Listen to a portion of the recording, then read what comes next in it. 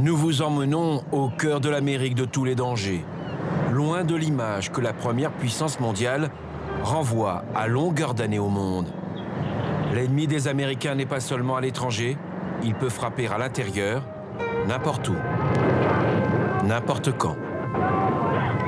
Oh my God, we're having an earthquake. Wait, hold on.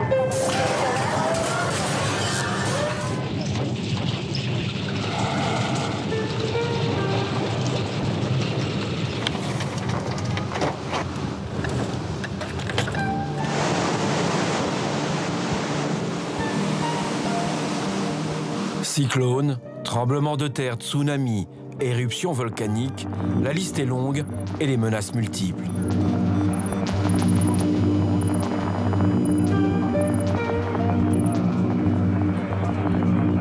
Nous allons sillonner ce pays de plus de 320 millions d'habitants, d'ouest en est. Nous allons vous entraîner dans les lieux les plus exceptionnels, mais les plus fragiles également. Ceux qui font de ce pays un colosse aux pieds d'argile. Chaque jour, les États-Unis sont auscultés de toutes parts.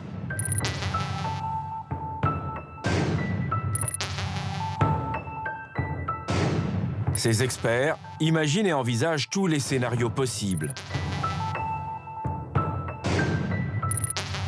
Ils sont volcanologues, sismologues, géologues ou géophysiciens. Leurs pires scénarios font de ce territoire le pays le plus dangereux au monde.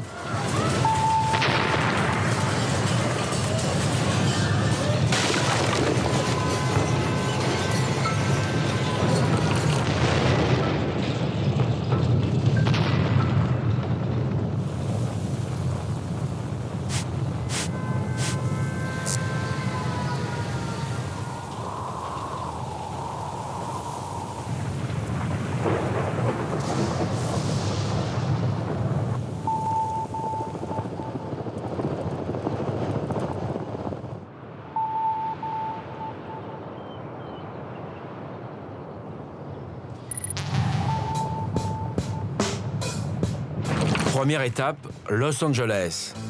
C'est l'image du mythe américain.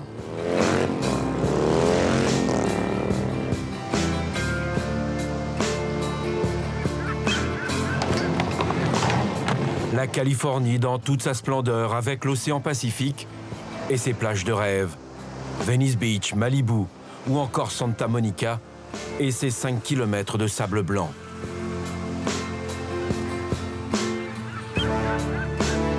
Los Angeles, c'est aussi Beverly Hills et ses villas de stars à plusieurs dizaines de millions d'euros. Avec près de 4 millions d'habitants, c'est la deuxième ville des États-Unis.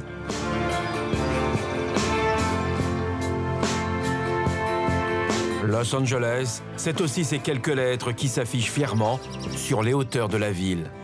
Bienvenue à Hollywood!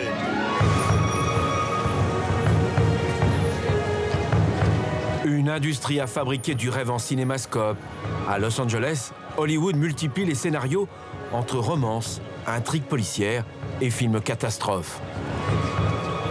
Dans la Cité des Anges, du paradis à l'enfer, il n'y a qu'un pas. La ville est une mine pour les scénaristes américains. Dans les rues d'Hollywood Boulevard ce jour-là, l'affiche du dernier blockbuster, San Andreas. Un nom qui évoque pour les habitants de la Cité des Anges un démon. Une faille sismique qui représente un danger pire qu'une attaque terroriste. Ancien réalisateur de cinéma, Paul Maguire est convaincu qu'ici, la réalité peut dépasser la fiction. On se tient à l'endroit le plus dangereux au monde. Los Angeles est l'endroit le plus risqué de la planète. Les États-Unis, en raison de la densité de population, mes excuses à mes amis américains qui n'en ont pas conscience, mais c'est le pays le plus dangereux au monde. Sa vie bascule au lendemain d'un séisme qui frappe la Californie. C'était le 17 janvier 1994. A rumbling that became a roar, and Los Angeles woke up to a nightmare. The house La maison a explosé. C'était littéralement comme si un train de marchandises venait se fracasser dans notre salon.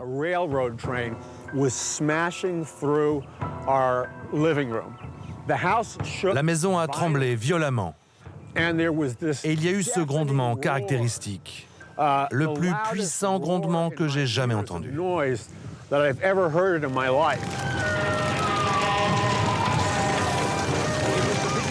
Of the century in Southern California, it lasted only 35 seconds. And for many, it felt like it would never stop. J'ai pensé, mon Dieu, il y a eu une attaque nucléaire à Los Angeles. De magnitude 6,7 sur l'échelle de Richter, le tremblement de terre fait 72 victimes et plus de 20 milliards d'euros de dégâts.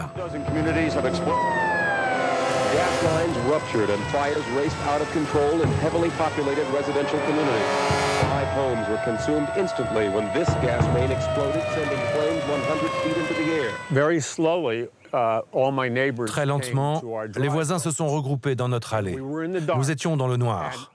Le sol tremblait encore. Ils me regardaient. Ils savaient que j'étais scénariste. Ces gens n'étaient pas des croyants, ils étaient athées ou agnostiques. Il n'y avait pas de chrétiens. Ils ne croyaient pas en Dieu. Mais ils venaient vers moi et me disaient, « Paul, crois-tu que ce soient les signes annonciateurs dont Jésus-Christ parlait? La fin du monde ?» J'étais en état de choc, vraiment. Un voile s'est levé et j'ai réalisé que nous vivions nos derniers jours. Car Jésus entrait dans ma vie. Ce jour-là, elle a changé pour toujours. Jesus, we thank you that you are Lord. We thank you, God, that you Paul Maguire est aujourd'hui prédicateur. put our faith. Expert en prophétie, il prend sa plume pour annoncer la fin du monde.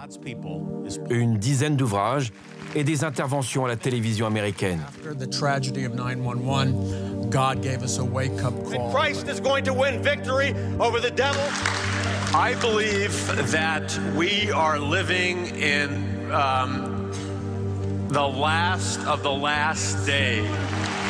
And I will add, he's coming much more quickly than any of us think.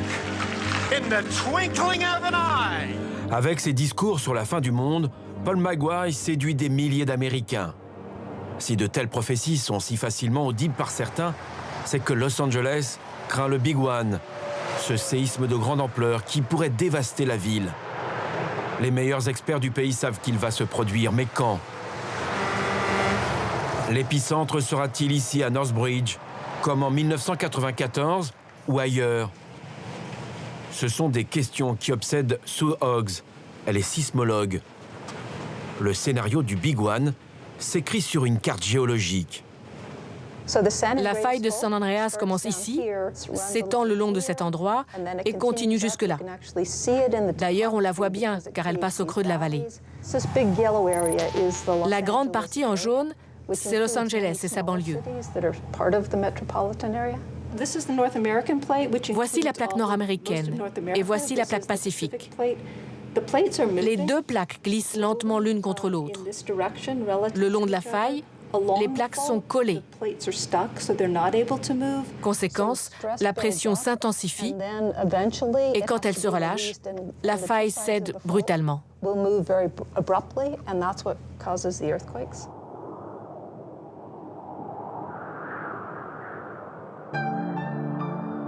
La faille de San Andreas se cache sous ces collines à l'extérieur de la ville.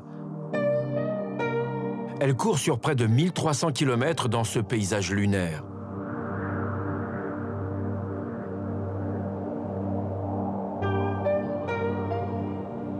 En cas de séisme de plus de 8 sur l'échelle de Richter, les ondulations atteindront la ville et ses millions d'habitants en quelques minutes seulement.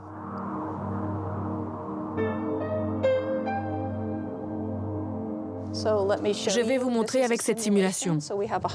Le séisme pourrait démarrer ici. Ça va venir déchirer la faille de San Andreas à cet endroit. Ensuite, la couleur indique comment le sol va bouger. Vous voyez les ondes se propager et maintenant vous avez une idée de ce qui va se passer dans le bassin de Los Angeles.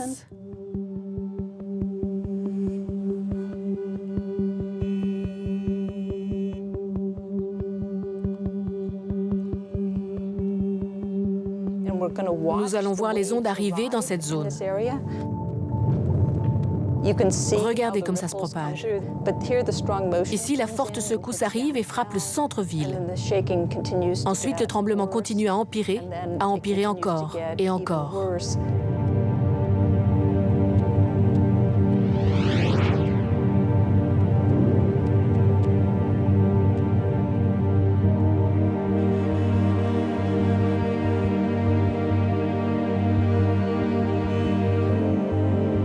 Los Angeles et l'État de Californie sont-ils prêts à faire face à une telle catastrophe? Un tremblement de terre de magnitude supérieure à 8.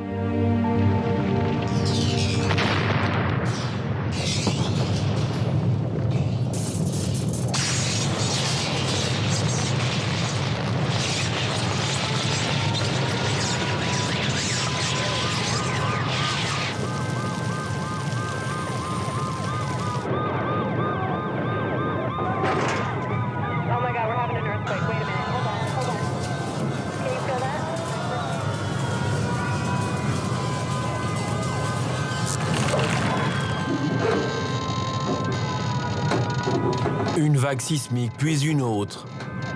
Les ponts, les réseaux routiers et autoroutiers détruits. Des milliers d'immeubles effondrés. Le bassin de Los Angeles est l'un des rares endroits au monde où les ondulations peuvent durer jusqu'à 4 minutes.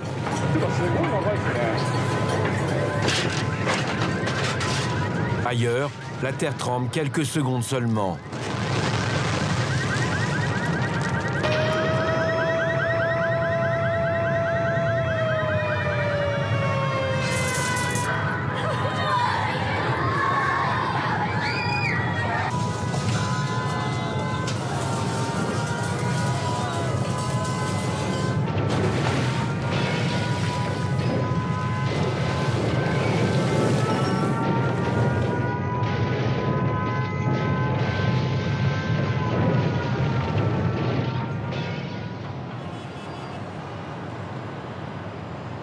Certains experts évoquent déjà la mort de dizaines de milliers de personnes et des dizaines de milliards d'euros de dégâts.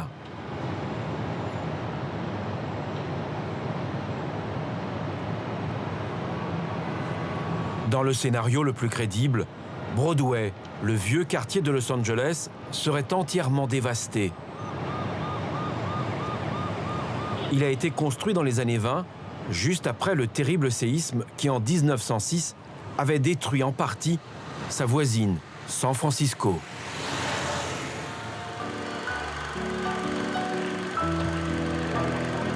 Des milliers de survivants reconstruisent leur vie ici. Los Angeles prend son essor. Tous ceux qui fuient San Francisco pensent être à l'abri du démon de cette faille de San Andreas. Mais la ville est également menacée.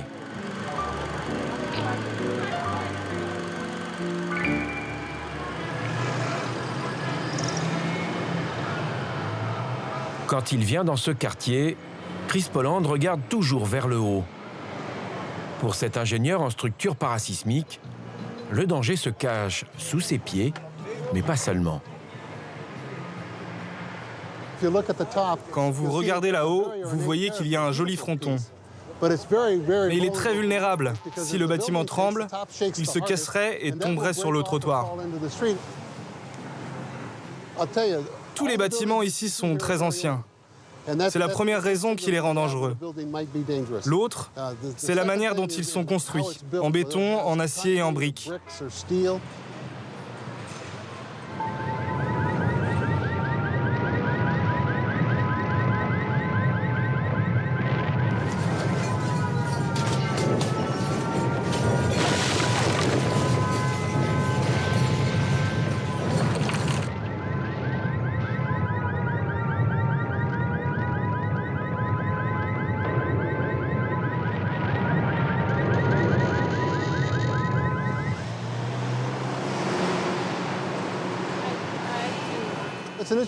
Il faut savoir qu'aux États-Unis, on ne doit rénover un immeuble que lorsque l'on change son affectation. Ceux qui ont été construits dans les années 20 et 30 ne sont donc pas obligés de se mettre aux normes parasismiques.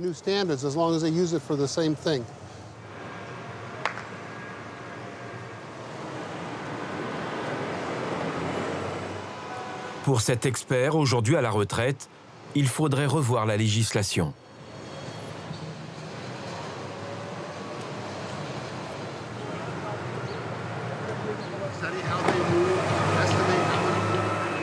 Regardons ces deux bâtiments modernes.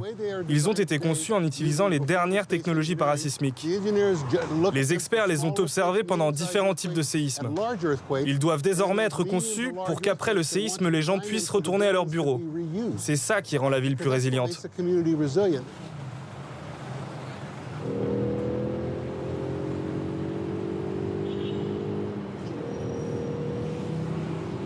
Nous quittons Los Angeles en suivant la faille de San Andreas. Elle court du nord au sud sur près de 1300 km. Elle longe l'océan Atlantique et passe par le Golden Gate, le pont symbole de San Francisco.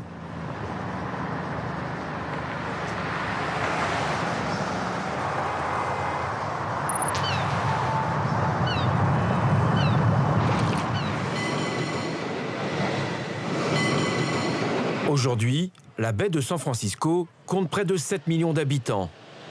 Une population qui doit vivre avec une épée de Damoclès au-dessus de la tête, ou plutôt sous les pieds. À tout moment, la terre peut trembler.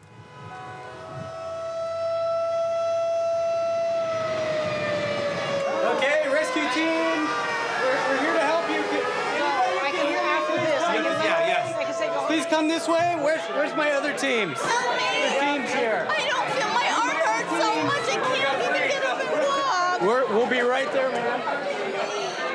Nobody's helping me. Is it bleeding?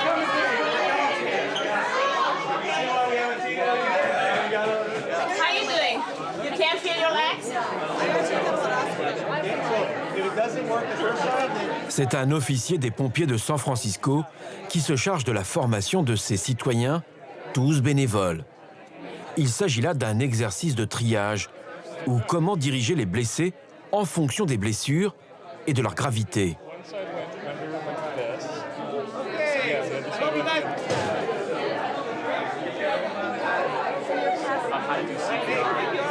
Parmi les stagiaires, Gail Goldine. Les gens qui vivent depuis longtemps à San Francisco sont conscients des dangers.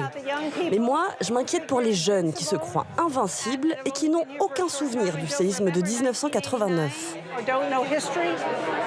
Les statistiques annoncent un autre séisme dans les 30 prochaines années. Ils ont dit ça il y a 10 ans. Ça veut dire qu'il ne reste plus qu'une vingtaine d'années. Peut-être moins. Oui, peut-être moins.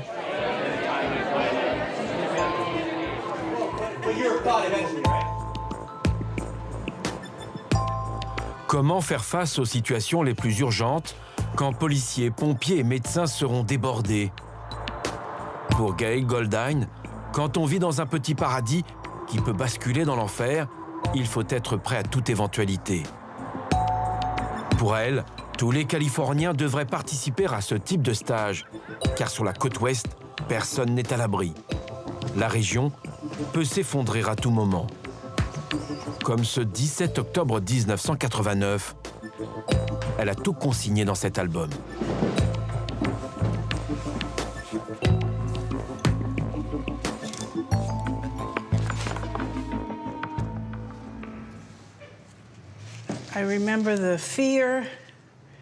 Je me rappelle la peur, la tension et tout ce que nous avons enduré pour survivre après ça. C'était comme vivre en zone de guerre, sauf qu'il n'y avait pas d'autre ennemi que la nature. Downtown San Francisco in the background, and we zoom into Candlestick Park. Candy Maldonado with the hesitation, allowing Jose Canseco to score, and he fails to get. Il est 17h quand tout bascule. Second base, so the Oakland A's take. I'll tell you what, we're having an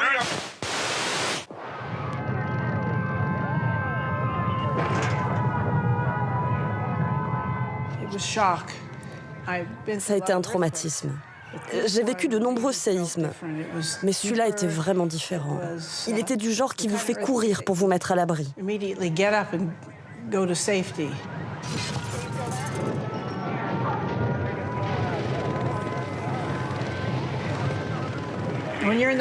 Quand vous êtes au cœur d'un cataclysme, vous ne réalisez pas ce qui vous arrive.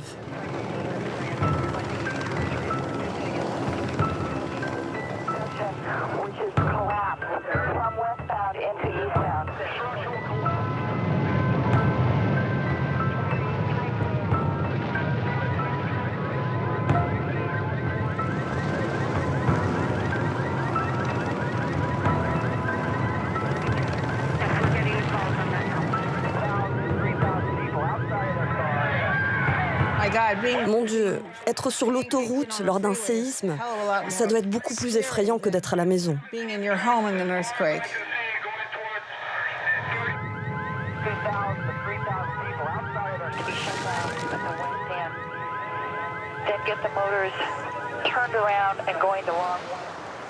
Dans la baie de San Francisco, l'ancien pont Bay Bridge est désormais abandonné. Un stigmate qui rappelle le drame de 1989. Depuis, les autorités ont construit un nouveau pont avec des structures plus résistantes, a priori.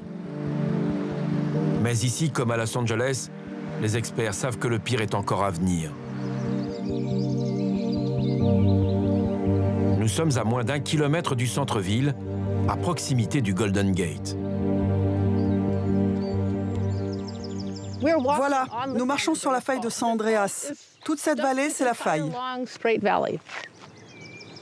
Peggy Elweg est sismologue à la prestigieuse université de Berkeley. En 1906, le séisme a déchiré la vallée. La colline en face, elle a glissé de 6 mètres. Un événement qui a marqué à jamais l'histoire de cette ville.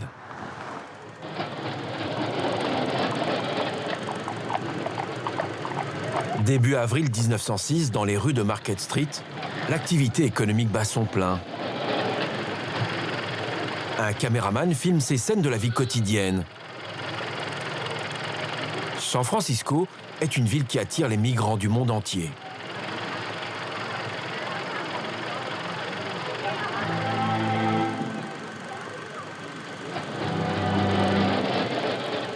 Mais le 18 avril, la terre tremble. Quelques jours après, nouveau travelling dans la rue principale. Ce sont les images tournées juste après le tremblement de terre. Une première dans l'histoire.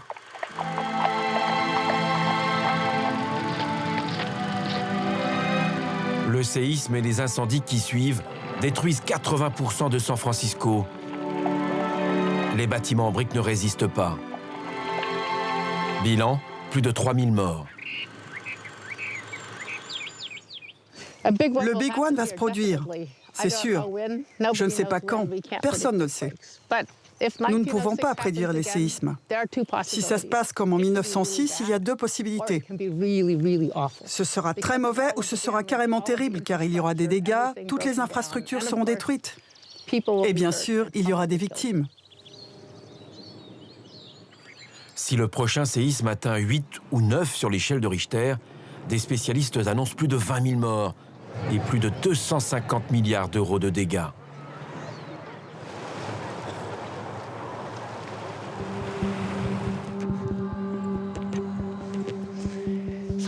En 1906, nous n'avions pas d'instruments pour mesurer ce qu'il se passait. Aujourd'hui, nous pouvons faire des simulations qui montrent comment ça fonctionne. Et si nous zoomons, nous pouvons en apprendre plus encore. On voit que la faille pourrait se déchirer sur une profondeur de plus de 12 km. Et là, nous voyons le séisme s'amorcer.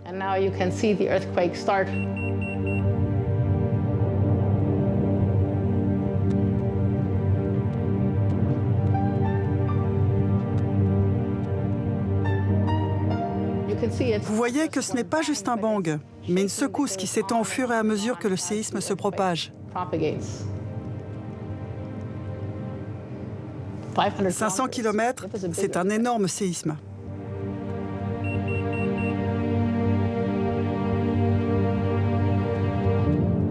Comment échapper à un tel cataclysme? Pour la scientifique américaine, le problème, c'est que l'Amérique est menacée de toutes parts. Le professeur de ma fille m'a appelé et m'a dit « Les séismes sont terribles, je vais partir en Floride ». Je lui ai dit qu'en Floride, il y avait des ouragans. Alors elle a dit « J'irai à New York ». Bien, à New York, ils ont aussi des cyclones. Eh bien, j'irai en Oklahoma. Et j'ai répondu, en Oklahoma, ils ont des tornades. Ici, il y a des séismes. C'est un paradis. Il faut juste en accepter les risques.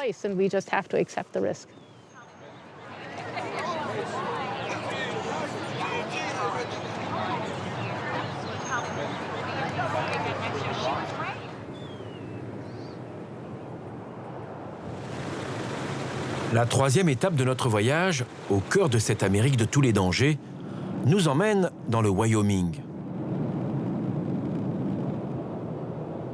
C'est à plus de 1500 km au nord-est de San Francisco.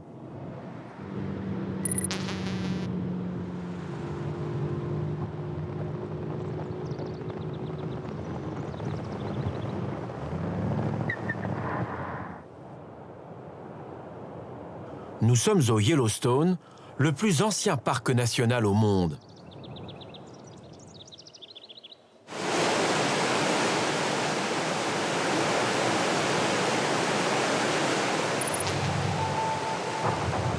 « 9000 km² avec des paysages à couper le souffle et une vie sauvage, riche et variée. Sur ces hauts plateaux, une soixantaine de grands mammifères cohabitent. Il y aurait aujourd'hui près de 4000 bisons.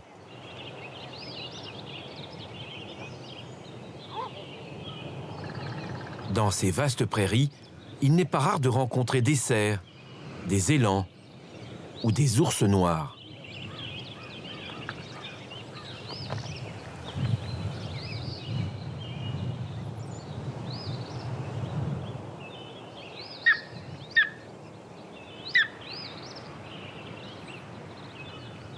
Le parc du Yellowstone abrite une autre activité. Des milliers de sources chaudes, des centaines de geysers qui offrent un spectacle lunaire et qui témoignent de l'activité souterraine d'un monstre qui attend son heure. Le Yellowstone est un volcan. Un supervolcan avec une caldeira de 70 km de diamètre.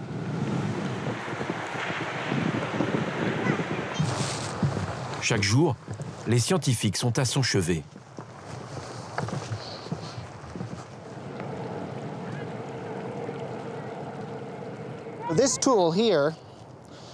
Cet outil permet de mesurer la température du sol. Ici, il est à environ 50 degrés Celsius. Si nous allons par ici, ça va se refroidir considérablement. Maintenant, nous avons 20 degrés, 19. Si je reviens au-dessus de cet écoulement, l'eau est à environ 50 degrés.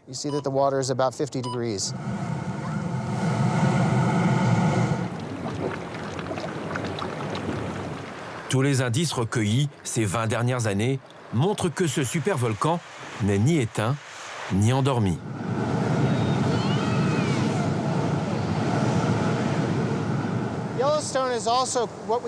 Yellowstone est ce que nous appelons une caldeira agitée. Yellowstone monte, puis il descend. Par exemple, entre 2005 et 2010, il est monté de 20, presque 30 cm. La caldeira respire. Les dimensions de ce supervolcan donnent le frisson. La chambre magmatique est plus grande que la ville de Los Angeles. C'est une partie du monde qui est très active. On ne sait pas ce qu'il va se passer ensuite. Voici ce qui pourrait arriver, d'après Peter Cervelli et d'autres experts. Les animaux sentent le danger. Les premiers tremblements.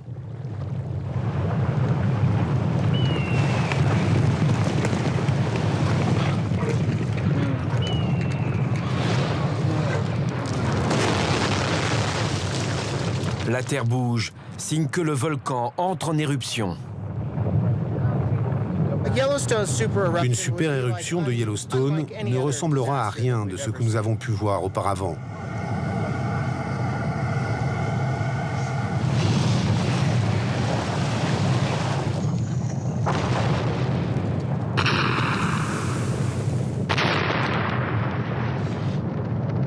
L'explosion serait 1 million de fois plus puissante que la bombe nucléaire que les Américains ont lâchée sur Hiroshima le 6 août 1945.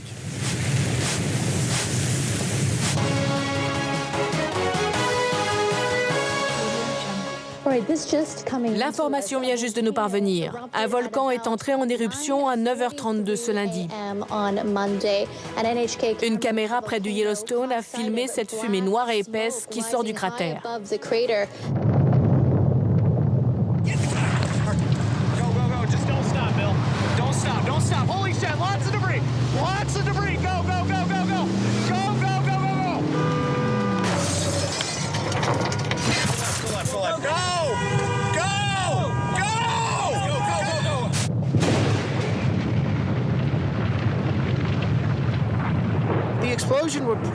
L'explosion devrait s'étaler sur 2 jours.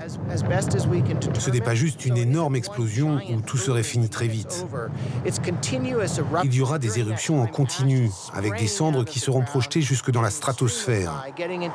Les cendres retomberont ensuite sur plus de la moitié du continent.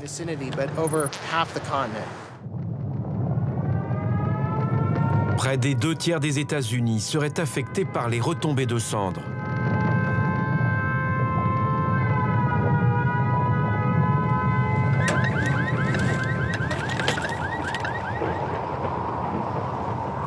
Plus vous êtes loin, moins il y aura de cendres. Ça ne va pas recouvrir entièrement New York City.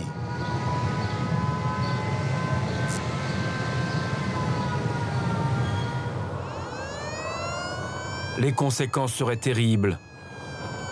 Le trafic aérien serait interrompu pendant de longues semaines, des mois peut-être. Les terres agricoles deviendraient stériles pendant au moins 5 ans.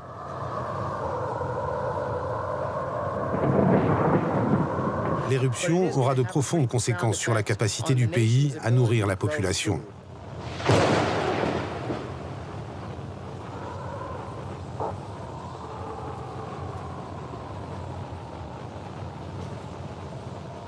Une super éruption est une éruption volcanique qui projette plus de 1000 km3 de matériaux. Les supervolcans ne sont pas nombreux, mais Yellowstone est l'un d'entre eux.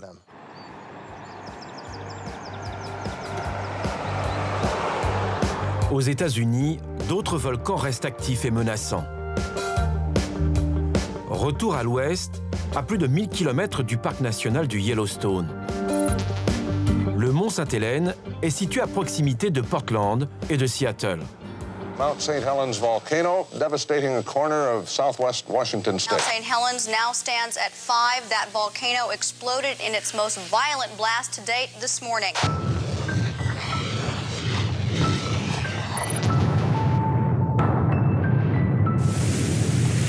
Le nuage de cendres et de roches se répand à plus de 800 km/h. The eruption of Mount St. Helens on May 18, 1980, was one of the most dramatic geologic moments in American history.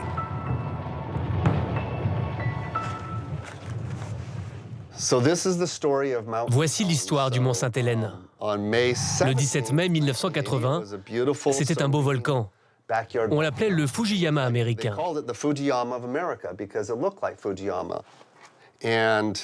Tout a changé le 18 mai.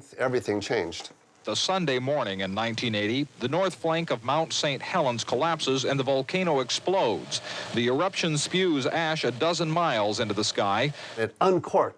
Il a accumulé la pression durant une centaine d'années et la déflagration a tué presque 60 personnes. Le panache est monté à 24 km dans la stratosphère. Michael Yeno est un miraculé.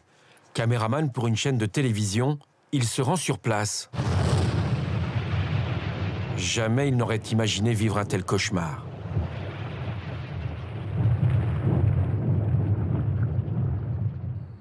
Nous étions les premiers journalistes à nous rendre là-bas et à prendre des images. Une fois sur place, nous avons vu que tout était dévasté. Mont-Sainte-Hélène avait explosé avec autant de puissance que 27 000 bombes atomiques, chacune de la taille de celle d'Hiroshima. In a matter of somewhere between 5 and 9 minutes, it essentially killed every living thing within an area of 230 square miles. Nous nous sommes perdus. Et comme quelqu'un avait laissé les talkie-walkies allumés, les batteries étaient mortes. Nous ne pouvions plus communiquer avec l'hélicoptère. Nous avons dû nous abriter pour la nuit. Cette nuit-là, le mont Sainte-Hélène est entré dans une deuxième éruption, encore plus importante. Nous avons dû apprendre à survivre.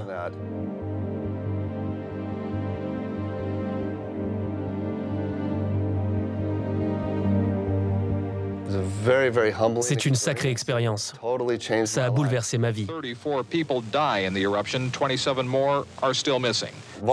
Les volcans sont comme des bombes à retardement. Ils sont prêts à exploser. Le mont Rainier, près de Seattle, est l'un des 10 volcans les plus meurtriers sur Terre. Le mont Rainier est situé à une centaine de kilomètres du mont Sainte-Hélène. Tous les deux appartiennent à la chaîne de montagnes des Cascades qui s'étire du Canada jusqu'au nord de la Californie.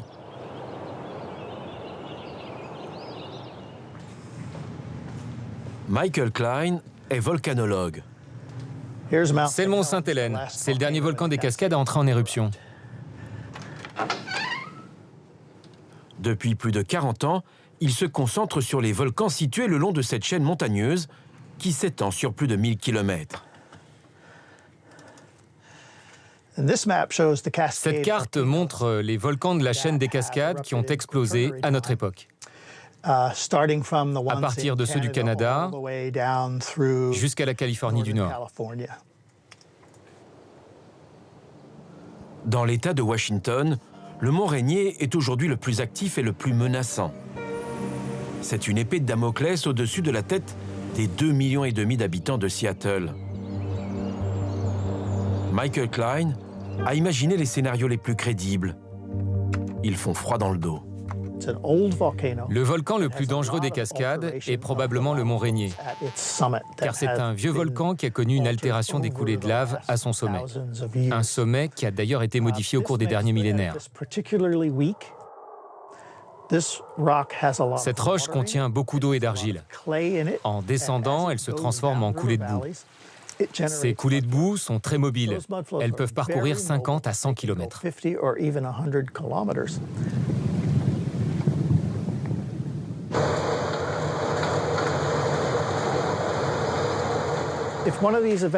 Si une éruption se produit, la population aura 30 à 45 minutes, voire 1 heure maximum, avant que le glissement de terrain ne l'atteigne.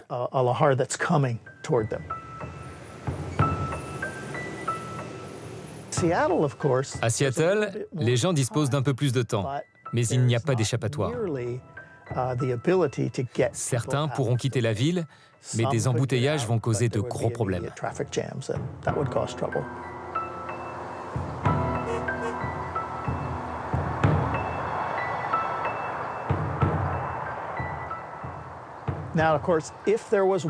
S'il y a une alerte, vous pouvez essayer d'évacuer.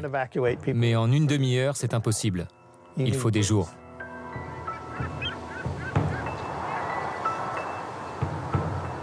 Pour éviter le chaos et de se retrouver piégés dans les embouteillages, des centaines de milliers d'Américains se préparent à toute éventualité.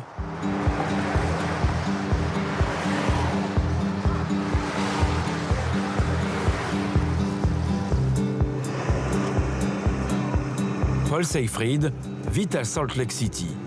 C'est l'une des villes les plus proches du supervolcan Yellowstone. Depuis près de 20 ans, il se prépare au pire. Et il n'est pas le seul dans son quartier.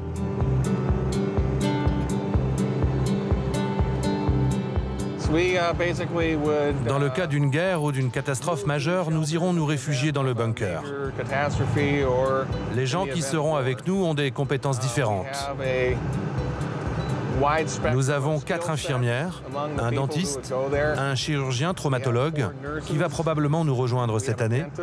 Nous avons un médecin de l'armée et un ingénieur. We have a trauma surgeon, we have an army medic, engineer.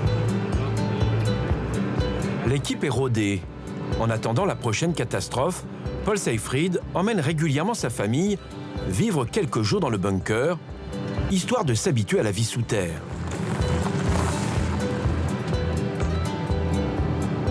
Il nous est interdit de situer les lieux où nous nous rendons. Question de sécurité. Il prendra l'autoroute puis des routes secondaires avant d'arriver ici, au beau milieu de nulle part. Sa femme et sa fille sont déjà là. Le champ semble abandonné. Encore une bonne dizaine de minutes de marche et nous arrivons à l'abri souterrain. Paul est le seul à posséder la clé.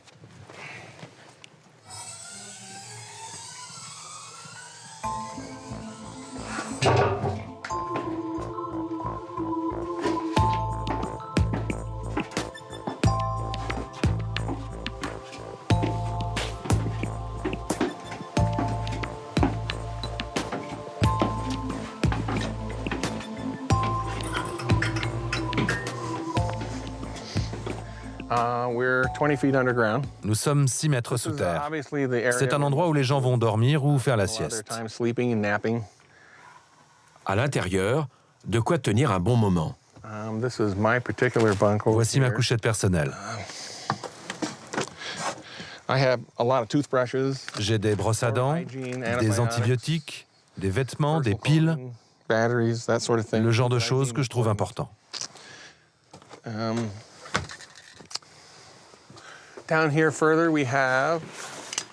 Un peu plus loin, nous disposons de couchages supplémentaires pour les retardataires. Ce sont des hamacs.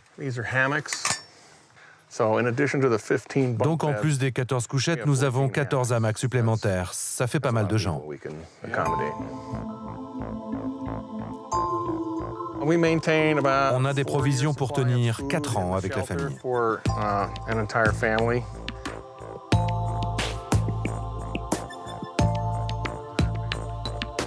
Tout est prévu. Il a même pensé aux émanations toxiques qui seraient dégagées par l'explosion du Yellowstone.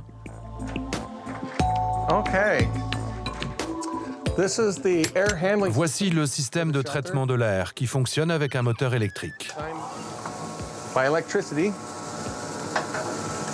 L'air extérieur est acheminé par ici, puis passe dans le filtre qui extrait les gaz et les émanations. Ça fournirait assez d'air pour accueillir environ 50 personnes en cas d'urgence. Jeux de société, livres, films, Paul apprend à sa famille à tuer le temps et à accepter de vivre dans un bunker de moins de 50 mètres carrés.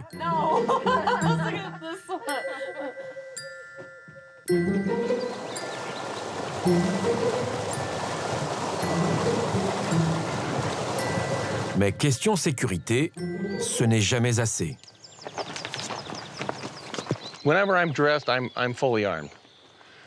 Je suis toujours bien armé. Je porte au moins une arme à feu et un couteau. Je suis toujours armé parce que je n'ai pas de boule de cristal pour savoir quand je serai en danger.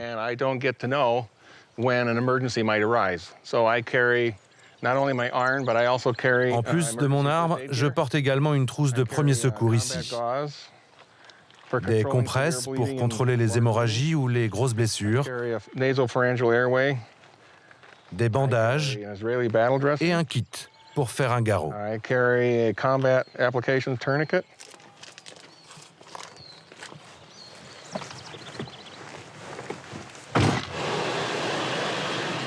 Catastrophe naturelle ou terrorisme, Paul Seyfried est sur ses gardes, 24 heures sur 24, car à ses yeux, l'Amérique est en danger.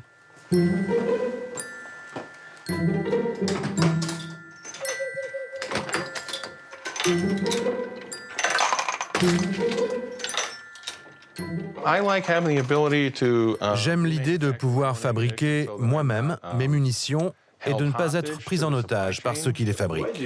Pourquoi avez-vous besoin de vous protéger? Généralement, la police arrive une fois que le crime a été commis. J'apprécie le fait de pouvoir me protéger.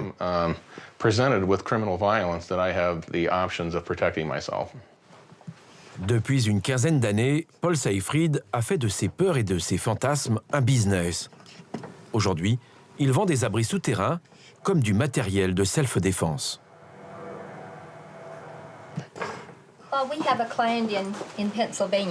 Nous avons un client en Pennsylvanie qui a déjà une maison avec un sous-sol de peut-être 2,40 m de hauteur et qui veut un bunker. Pourquoi les gens font-ils appel à vous? Ils craignent une attaque terroriste ou une catastrophe naturelle. Ils cherchent des gens qui savent ce qu'ils font avec une longue expérience. Nous avons une équipe d'ingénieurs en sciences nucléaires, d'experts en génie civil, des architectes et une bonne connaissance des menaces. Je te laisse retourner à l'atelier. L'entreprise a déjà plus d'une centaine de clients. Son chiffre d'affaires se développe à mesure que l'inquiétude grandit. Vous avez vraiment peur qu'une catastrophe naturelle se produise en Amérique?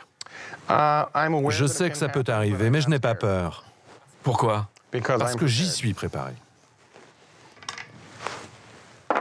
Préparé au pire. Il est vrai que la première puissance mondiale est sur tous les fronts. La guerre en dehors de ses frontières, le terrorisme à l'intérieur. Paul pense que ses ennemis sont multiples.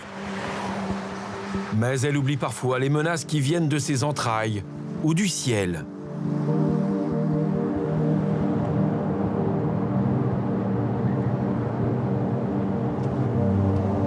Basé en Floride, Jeff Gammon traque partout dans le pays les éclairs, les orages en tout genre, les tornades et les cyclones qui font régulièrement la une de l'actualité américaine. Ce matin-là, la météo annonce une journée infernale pour le commun des mortels, mais une journée de rêve pour lui.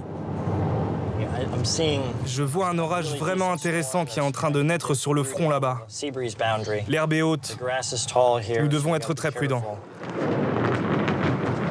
Jeff peut attendre des heures avant de sortir son appareil photo ou sa caméra. Il doit toujours être prêt à réagir.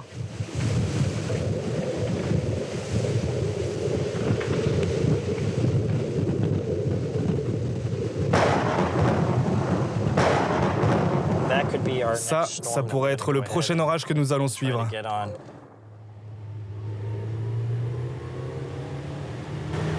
Jeff peut parcourir des centaines de kilomètres dans la journée avant d'approcher un orage au plus près.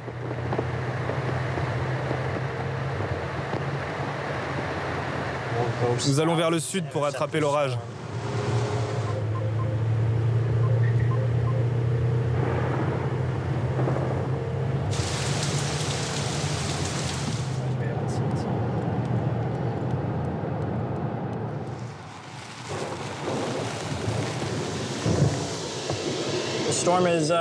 L'orage commence à se renforcer.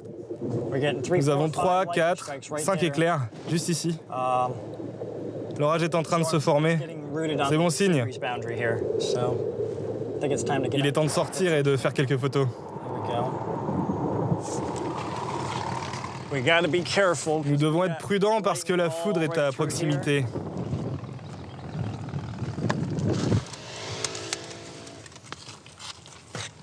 Il y a de bons orages là. Nous aurons plus d'éclairs par ici. C'est là que ça va frapper. L'humidité, le front.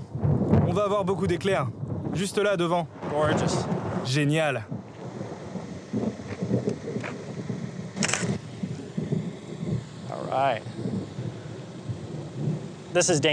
Ok, c'est dangereux ici. Nous devrions retourner à la voiture.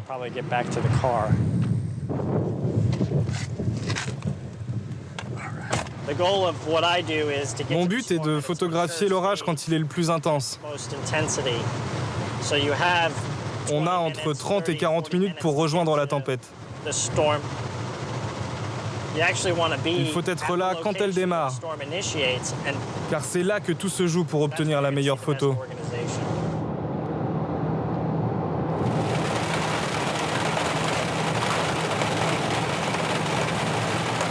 Toujours à l'affût et sur la route, Jeff Gammon vend ses images aux journaux ou aux télévisions du monde entier.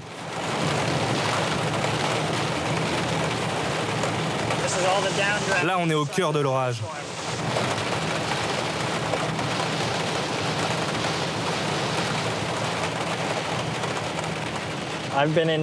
J'ai été au centre de quelques cyclones qui semblaient si catastrophiques qu'à chaque fois, tu te demandes comment la région peut s'en remettre. Comme pour Katrina.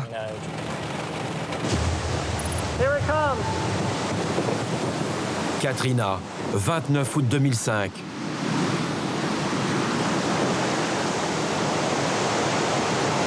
Jeff prend tous les risques pour filmer au cœur du cyclone qui s'abat sur la Nouvelle-Orléans.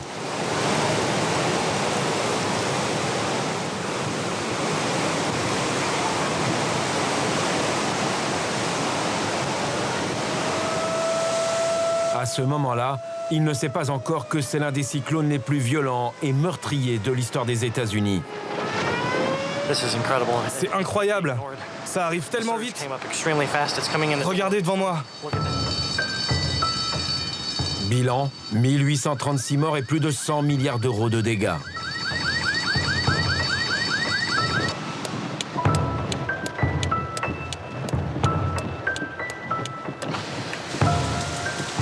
Je pourrais mourir à tout moment. À chaque fois que je cours après une tempête, je prends ce risque. On ne peut jamais savoir, ça pourrait être celui-là, ce gros orage qui va m'achever, moi ou d'autres personnes.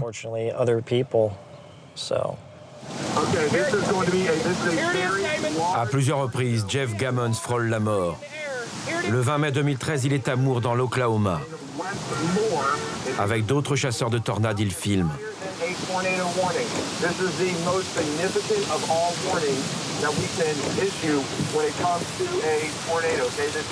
Images impressionnantes prises à quelques mètres seulement du cœur de la tornade qui est de force 5.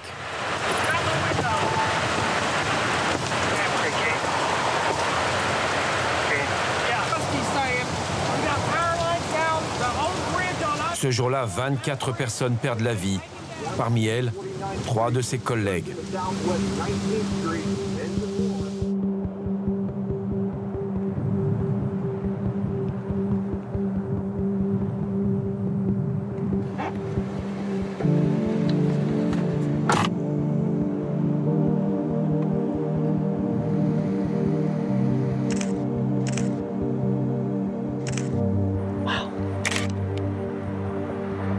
C'est génial.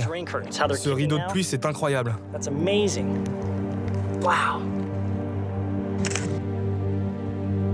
Je respecte Mère Nature. On ne plaisante pas avec Mère Nature ou avec le climat. Nous sommes de passage ici, c'est tout.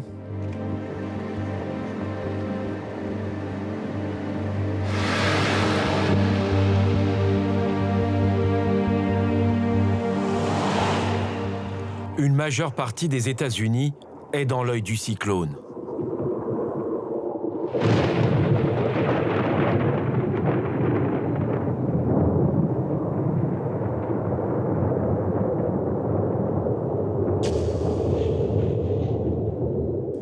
De grandes villes situées sur la façade atlantique sont directement menacées.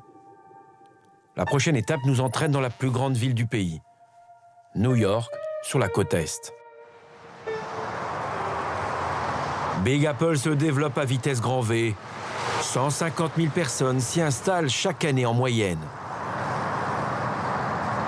Mais d'après une dernière étude scientifique, New York, dans le pire des scénarios, ne serait plus habitable dès 2085.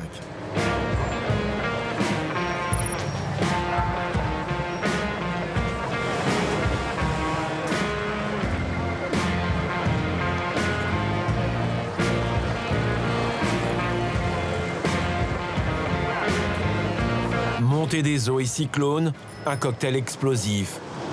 Mais les New-Yorkais semblent rester sourds aux travaux et aux prévisions des chercheurs. C'est l'avis de Klaus Jacob. Il est géophysicien et chercheur à l'Université de Columbia.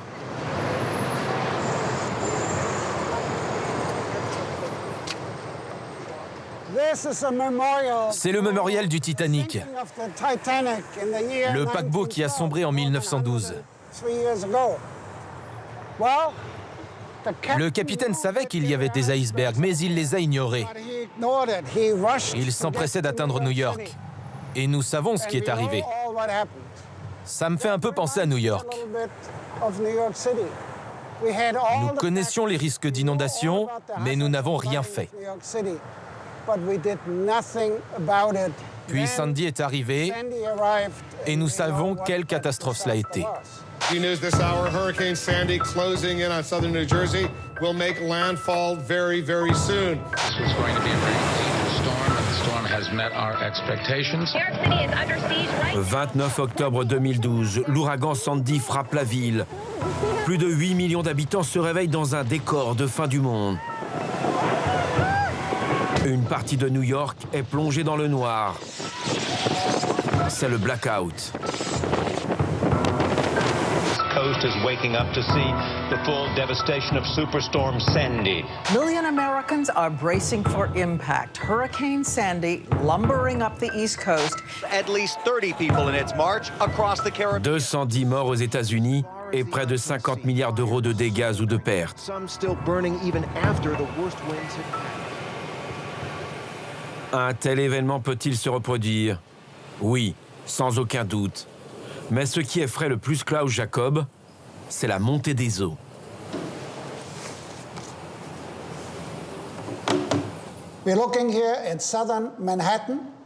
Nous voyons ici le sud de Manhattan, l'East River, l'Hudson River, Brooklyn et Queens. Maintenant, nous indiquons en rouge les zones inondables. Si le niveau de la mer monte de 60 cm, ce qui sera le cas vers 2050, voici à quoi ressemblerait la zone. Mais si vous pensez que c'est terrible, non, il y a pire. Ici, vous avez en rouge les ouragans de catégorie 1. En marron, les catégories 2, en jaune, les 3, et en vert, ce sont les ouragans de catégorie 4, avec des vents à plus de 200-250 km/h. Manhattan sera divisé en deux îles.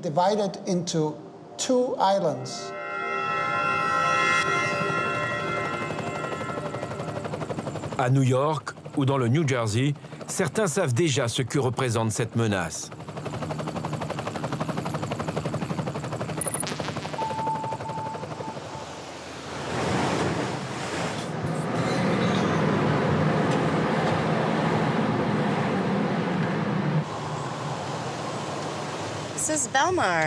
C'est Belmar, ce qui veut dire belle mer. C'est là où je vis. Une jolie ville, un bel endroit, avec l'école juste à côté. C'est le paradis, mais ça peut devenir l'enfer. Et nous l'avons vécu avec l'ouragan Sandy. En bord de mer, tout a été ravagé. Un traumatisme pour Kirsta et des milliers de familles qui ne s'attendaient pas à vivre un tel cauchemar.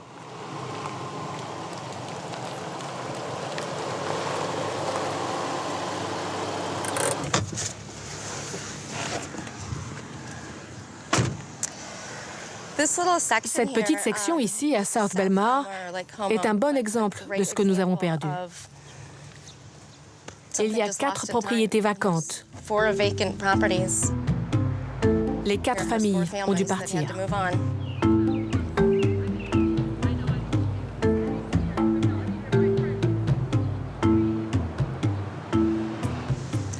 Cette maison est abandonnée. Vous pouvez voir les dégâts. Rien n'a été réparé et personne ne peut vivre ici. Je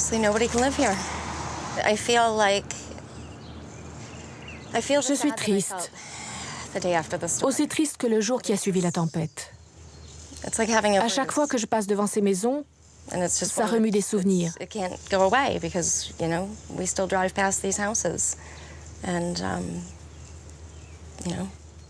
C'est comme se faire un hématome qui ne part pas. C'est dur d'avancer.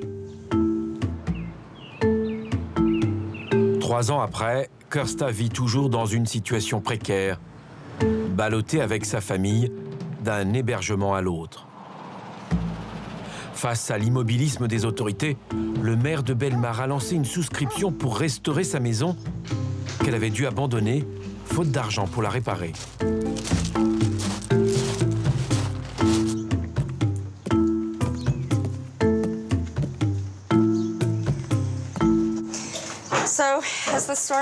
Lors de la première vague, l'eau est montée jusqu'à la porte d'entrée. Elle a envahi le sous-sol pendant 7 jours, ce qui a tout détruit.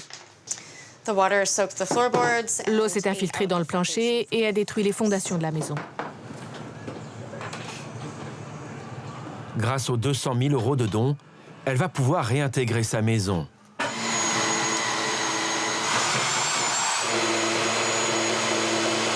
Son mari installe l'électricité. Un entrepreneur local a surélevé la maison. Les derniers travaux lui permettent de voir enfin le bout du tunnel.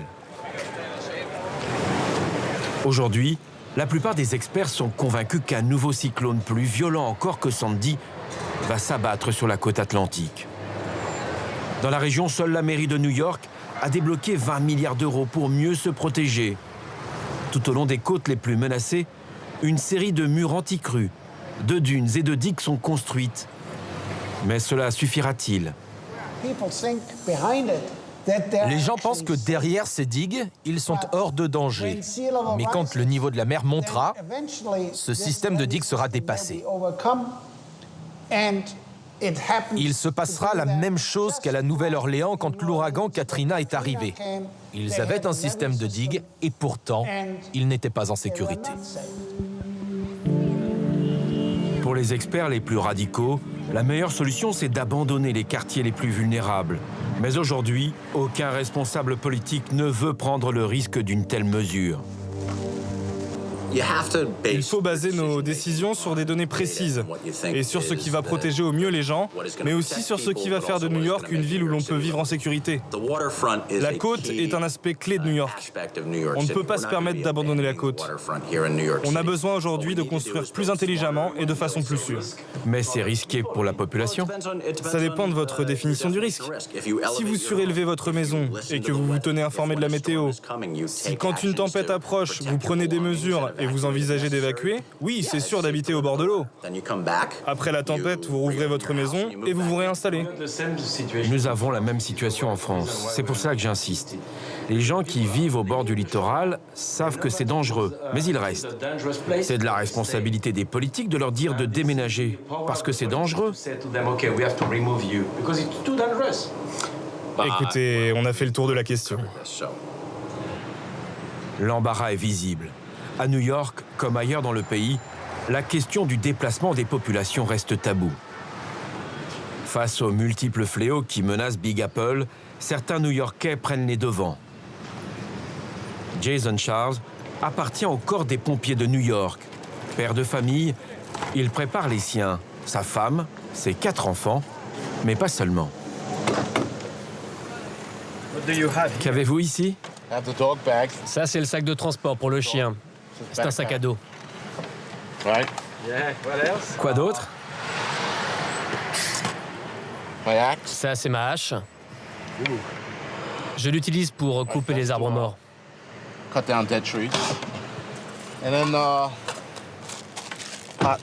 Ensuite, une casserole et une poêle pour cuisiner sur un feu et une assiette.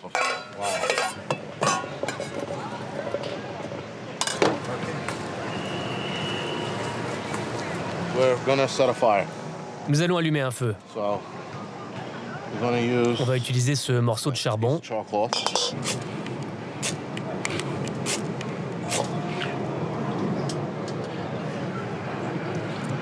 Oh my God, Dad. Savoir faire un feu, construire un abri, purifier l'eau sont les 3 choses les plus importantes. Quand vous êtes perdu, que vous avez froid, le feu vous réchauffera. Cela vous redonnera le moral et vous irez mieux. Si tu t'approches du feu et que ton pantalon s'enflamme, tu roules et le feu s'éteindra.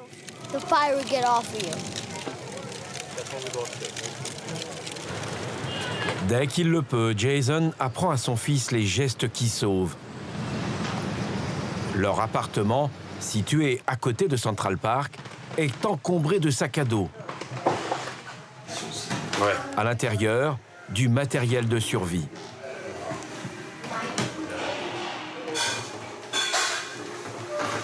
Le pompier collectionne tous les magazines qui expliquent comment survivre dans les pires situations.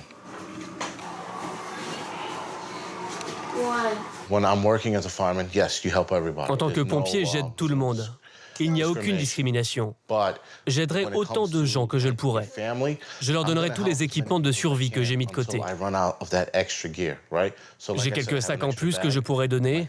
Si j'ai un peu de nourriture en plus, je peux en donner aussi.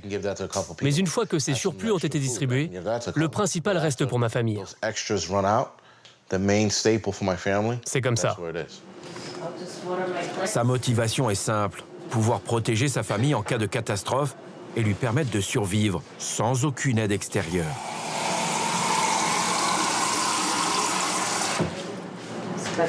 C'est du basilic ici. C'est la première fois que vous faites pousser les tomates? Oui, c'est la première fois que j'essaie. J'ai des haricots ici. Les concombres n'ont pas l'air si bien. Enfin bon, j'espère qu'à la fin de l'été, j'aurai des tomates.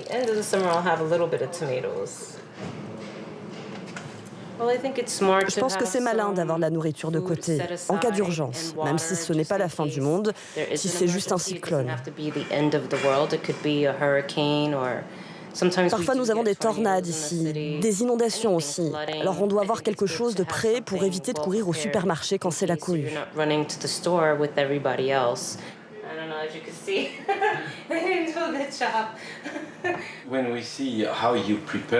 Quand on voit votre préparation et celle de votre famille, on se dit que quelque chose va arriver. Vous savez, c'est comme avoir une assurance. Nous avons tous des assurances santé, pour la maison, contre le feu, l'eau. Notre assurance, c'est cette préparation.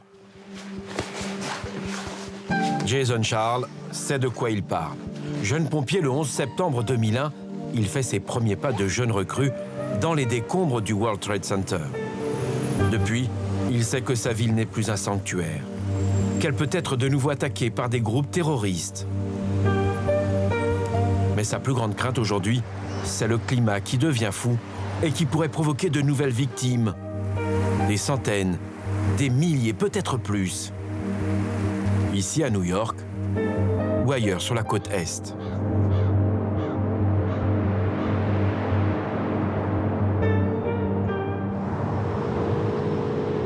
Nous partons 1000 km plus au sud.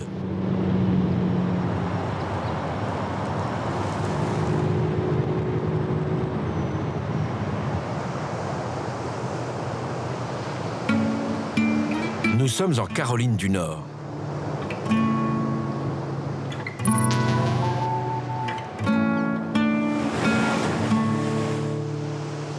Les Outer Banks, c'est une presqu'île aux allures de paradis sur Terre. Un chapelet d'îles qui s'étire sur 320 km le long de la côte atlantique.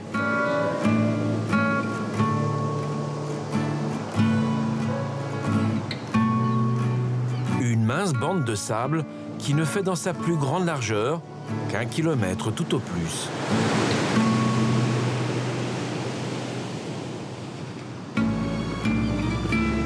Un endroit aussi magnifique qu'isolé.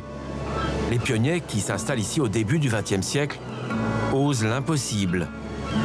Ils créent un lieu magique, les pieds dans l'eau.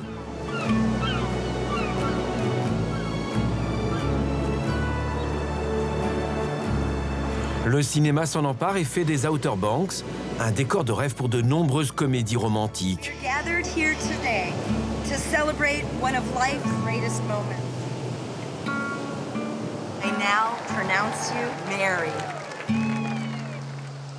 Tout au long de la côte ou sur la baie, des maisons sur pilotis.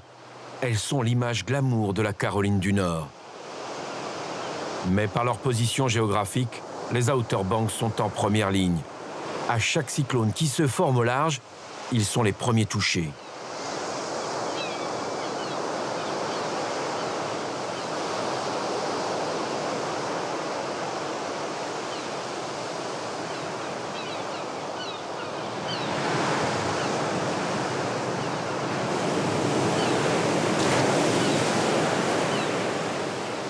Carol Dawson est née sur la presqu'île.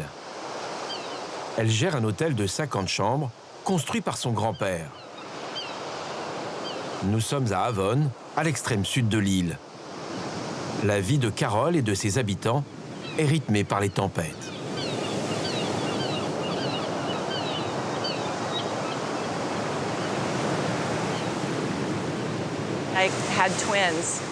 Je venais d'avoir mes jumelles et j'ai fait une hémorragie. J'ai failli mourir. Les gardes-côtes sont venus me chercher en hélicoptère pour m'amener à l'hôpital et me sauver la vie. Nous avons des victimes car nous n'avons aucune route sécurisée.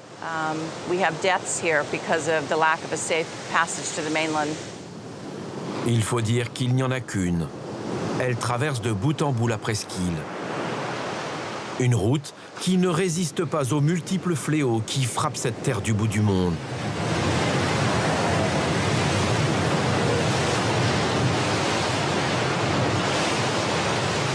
Les Outer Banks, c'est une longue litanie de coups de vent, de tempêtes et d'ouragans, un inventaire de drames humains et matériels.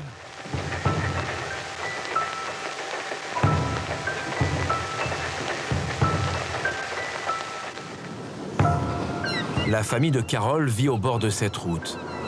Dans les années 60, le motel était situé à près de 600 mètres de l'océan Atlantique. Aujourd'hui, il a les pieds dans l'eau. Avant de réserver, les clients posent toujours les mêmes questions, invariablement.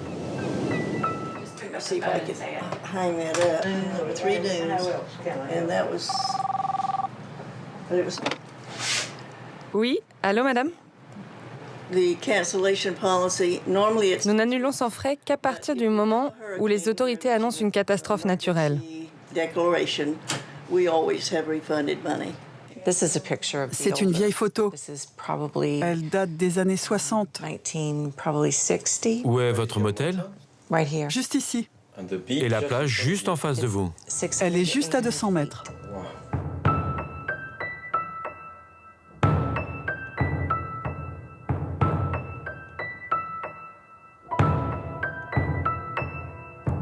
C'est un désastre.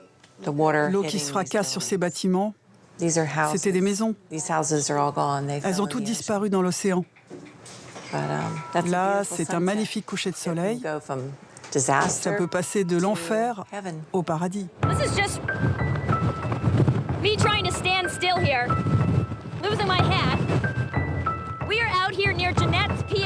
If you're familiar with Nag's Head, we've seen a couple of people made landfall late last night near the southern tip of the Outer Banks, bringing pelting d'un monde à l'autre en quelques minutes parfois.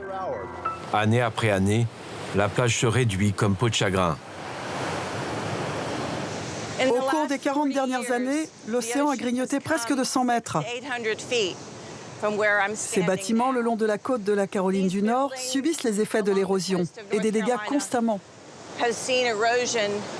Toute ma vie, je dois me battre contre l'océan.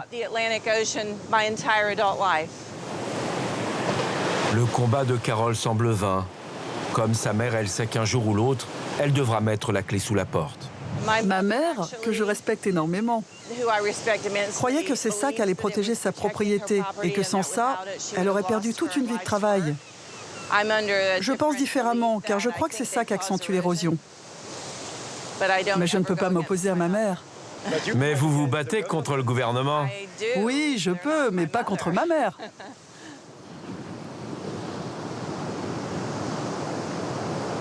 Érosion, montée des eaux, cyclones à répétition. Derrière les images cartes postales, les Outer Banks souffrent.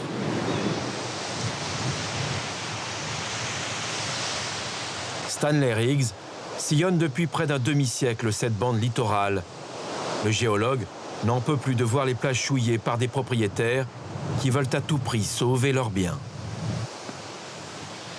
Regardez. Regardez, des déchets, d'autres encore. Des clous partout. C'est une partie du cimetière de sacs de sable. Voici ce qu'il reste une fois que les maisons sont parties. Ce mur de sacs de sable faisait environ 6 à 7 mètres de haut. Vous voyez toutes ces couleurs? Vous voyez le blanc, le crème, le noir? Chacune d'elles est un mur de sacs de sable différents qui a été construit ici. Une tentative désespérée de tenir l'océan à distance, de protéger les maisons qui ont disparu maintenant. Stanley Riggs est en colère et cela ne date pas d'hier. Depuis 30 ans, il dit à qui veut l'entendre qu'il est irresponsable de construire des maisons sur la plage. Ici, il y a encore quelques mois, il y avait plusieurs villas.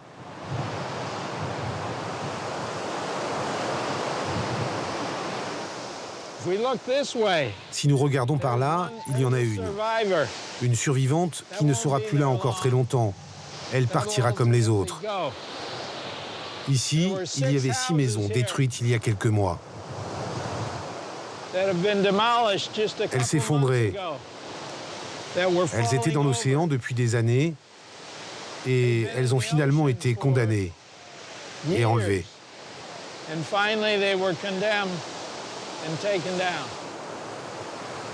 Le géologue tire la sonnette d'alarme. Toutes les maisons en première ligne doivent être déplacées et protégées des assauts de la mer. L'océan gagne toujours. Les maisons, les routes, les digues de sable n'arrêteront pas l'océan. Le niveau de la mer monte, les tempêtes sont réelles. C'est la vie dans les Outer Banks.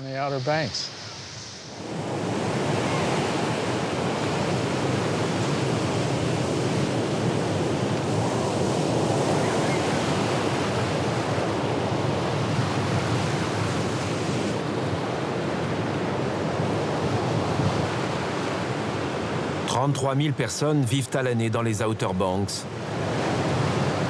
Commerçants, retraités, rares sont ceux qui veulent quitter cet archipel. À l'image de Terry Plumby. À 52 ans, il a restauré cette jetée qui, depuis plus de 60 ans, est fréquentée par tous les pêcheurs locaux.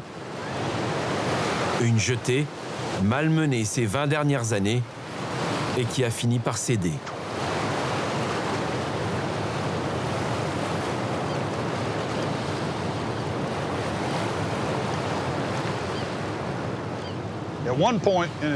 Il disait qu'à un moment, elle faisait 365 mètres de long. En fait, elle fait près de la moitié. Elle a traversé beaucoup de tempêtes. Elle a été fermée à de nombreuses reprises.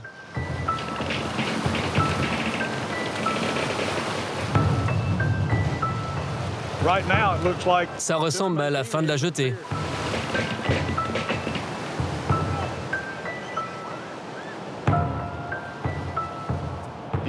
Vous savez, c'est terrible, mais d'une certaine façon, nous savions ce qui allait arriver. Nous y étions préparés. Fataliste, Terry Plumby ne croit pourtant pas aux prévisions des scientifiques.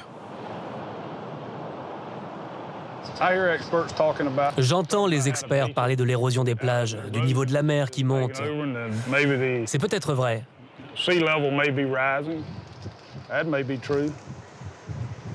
Mais la plage a toujours été ici, quelque part. Pour le moment, les plages existent. Mais à quel prix pour les contribuables américains? Ici, 4 millions d'euros ont été investis pour réensabler. Et tous les 5 ans, il faudra recommencer, jusqu'au jour où plus rien ne sera possible.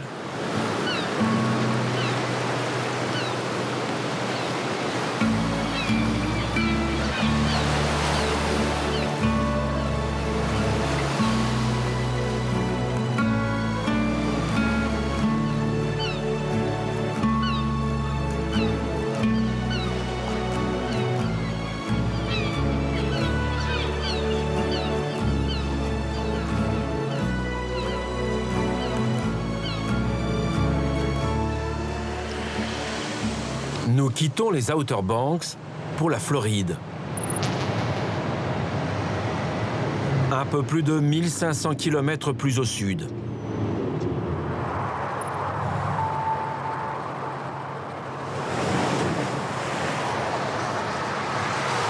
Miami, avec ses plages de sable blanc et ses 300 jours de soleil par an. Près de 14 millions de touristes, américains et étrangers, viennent se détendre chaque année. Vu du ciel, Miami est un paradis bétonné. Jamais l'immobilier ne s'est aussi bien porté, avec 3 ou 4 gratte-ciel sortant de terre chaque mois.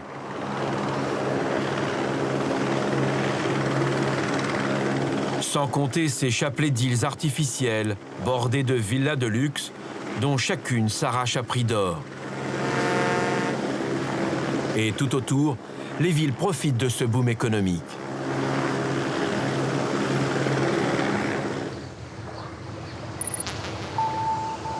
Mais l'océan Atlantique, qui fait la richesse de la Floride, pourrait bien se retourner contre elle et la mener à sa perte.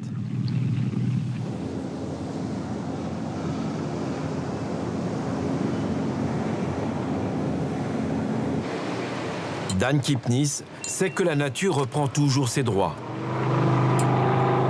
Ancien capitaine au long cours, il multiplie les conférences sur les effets des changements climatiques. À ses yeux, Miami est la prochaine Atlantide.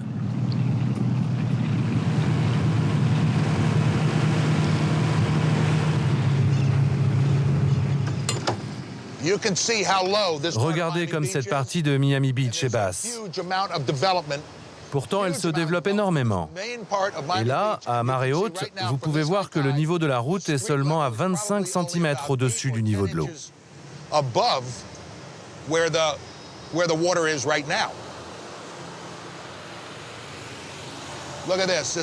Regardez ça. C'est un projet à 1 milliard d'euros. 6 bâtiments. Le promoteur se figure que c'est un investissement sur 30 ans. Je ne comprends pas. Sauf s'il est dans le déni. C'est certainement un déni. Nous construisons des choses qui ne vont pas durer, qui vont disparaître quand l'eau va arriver.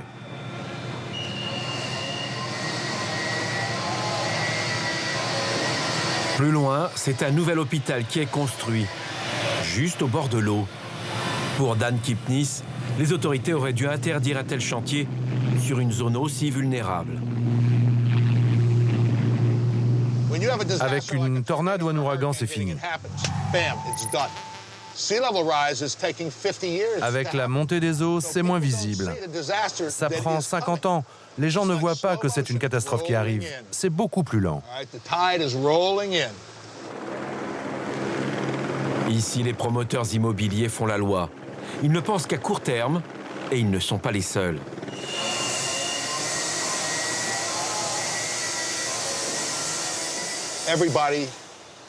Toutes les célébrités veulent habiter Miami. Nous avons beaucoup de clubs, de grands hôtels, de magnifiques villas. Elles peuvent se payer une deuxième ou une troisième propriété. Une vie fantastique, une météo fantastique et des nuits fantastiques. Le seul problème, ça ne va plus durer longtemps.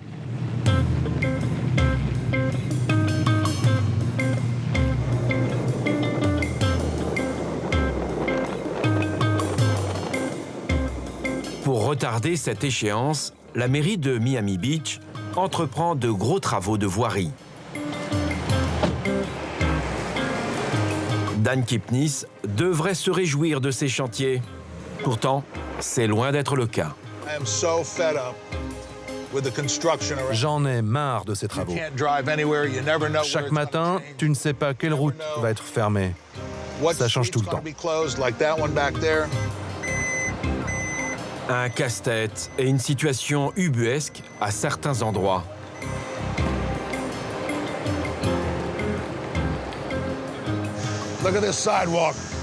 Regardez ce trottoir. Comme il est bas par rapport à la route.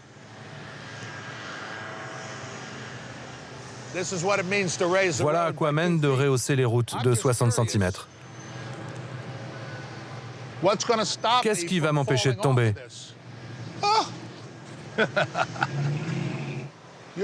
Regardez ça. Voilà à quoi Miami Beach va ressembler. En travaux, partout. C'est une solution temporaire. Je ne sais pas si ça va marcher. Que va-t-il se passer? Ça va inonder, l'eau va rentrer dans le bâtiment.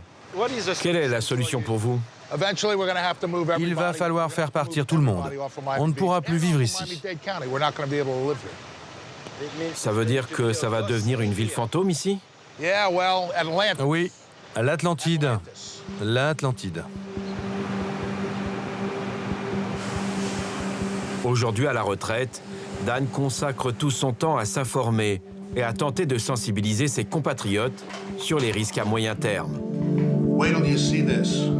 Ceci montre pourquoi Miami ne peut pas être sauvé et pourquoi nous allons devoir partir.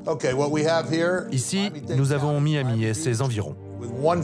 Avec une augmentation du niveau de la mer de 30 cm, regardez, tout disparaît.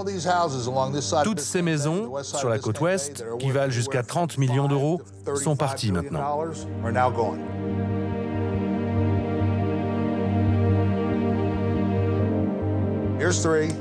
60, 90, 120, 150 cm.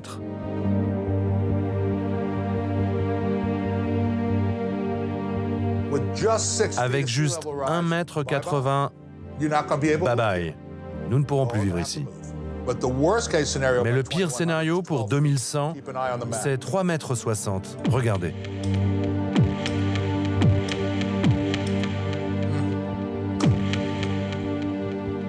C'est vraiment choquant d'imaginer que cela pourrait se passer avant la fin du siècle. Le pire scénario? Pas vraiment. Cette situation va s'aggraver encore.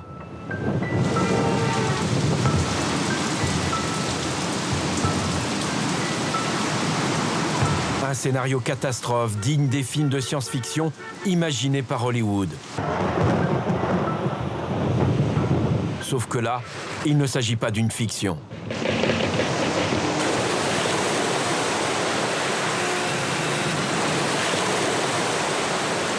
Miami et la Floride pourraient être engloutis, et plus tôt que prévu.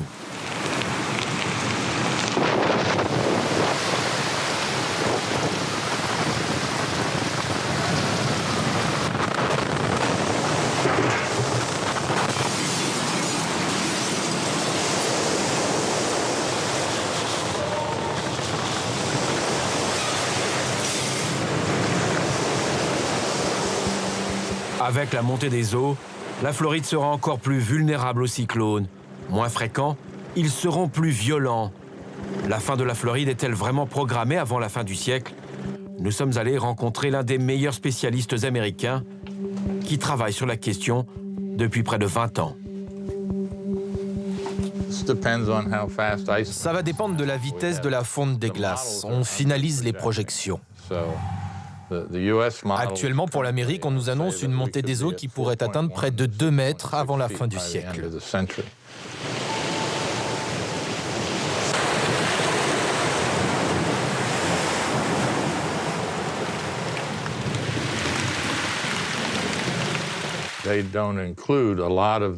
Mais ils ne tiennent pas compte des dernières informations sur l'accélération de la fonte des glaces qui précipite la fonte de la calotte glaciaire. Nous atteindrons plus probablement 3, voire 9 mètres avant la fin du siècle. Pour cet expert mondial, il n'y a pas d'échappatoire. Il faut que les autorités américaines envisagent de déplacer les populations. En Floride, le gouverneur rejette en bloc les prévisions des spécialistes. Il refuse de reconnaître les bouleversements provoqués par les changements climatiques. Nous avons tenté de le rencontrer, sans succès. Certains vous appellent le docteur Apocalypse. Mais votre docteur, vous ne l'appelez pas comme ça.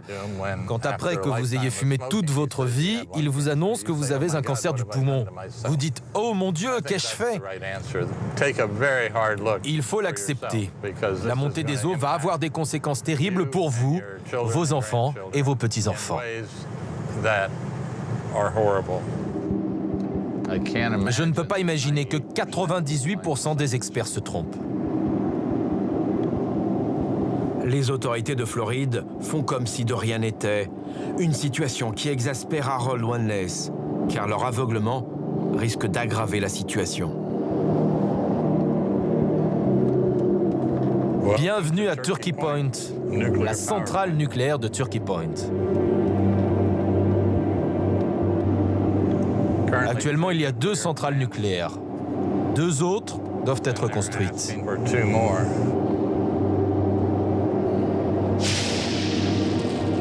Ces gens-là refusent le fait que le niveau de la mer monte.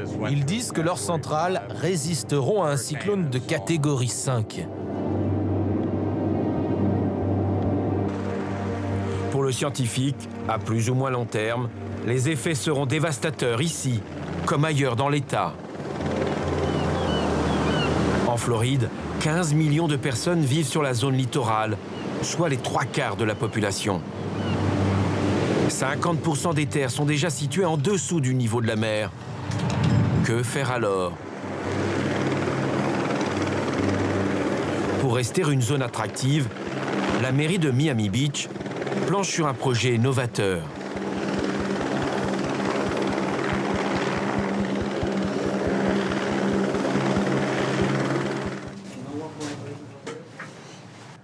Tout le monde veut venir à Miami Beach. Partout dans le monde, les gens connaissent. Ils disent « Let's go to Miami Beach ». À mon avis, il n'y a aucune raison pour que cela change d'ici 100 ans. Nous allons nous battre pour rester. Nous allons nous battre pour notre avenir.